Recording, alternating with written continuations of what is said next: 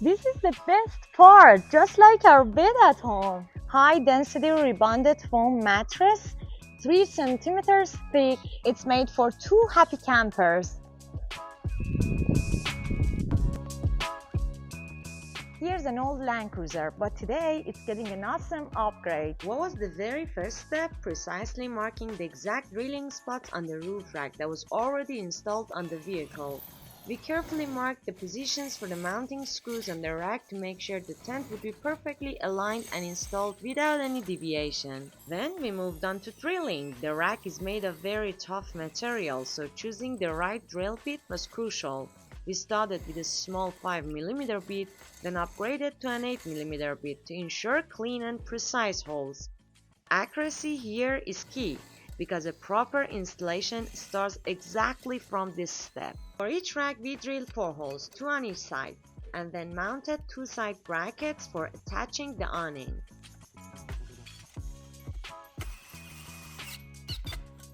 We also had another option, completely removing the roof rack and attaching the mounting racks directly to the roof rails.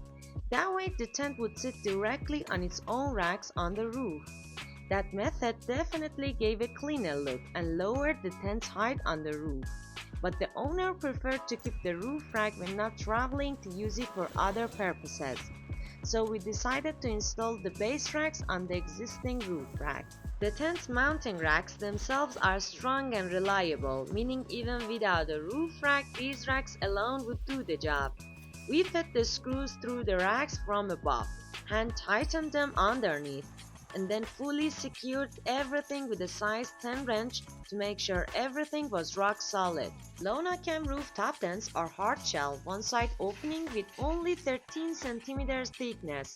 With the sturdy base setup you saw, the tent stands just about 17 cm above the car roof, especially if you don't have a roof rack.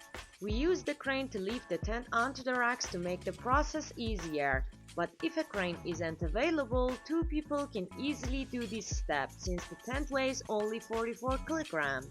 These tents are made entirely of aluminum and we built them using our own custom designed profiles.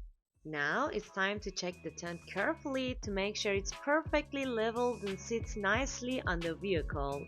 One of the important steps we always do is open the car's tailgate and check, before finalizing the tent's connections to the racks, that the tent doesn't interfere with the tailgate and it can open and close properly. Now we reach the very important and critical step, the final fastening of the tent onto the racks, which we fully explained in previous posts. We slide the nuts through the tracks inside and secure them tightly with these brackets. We tighten the bolts with an impact wrench.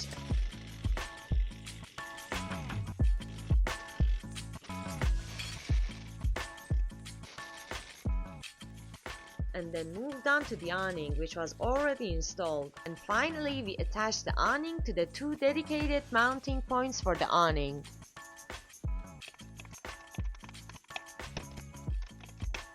In total, 18 screws connect the tent firmly to the racks. This strong attachment ensures the tent stays completely stable and safe. After a trip, removing the tent is so easy, just unscrew these 18 bolts.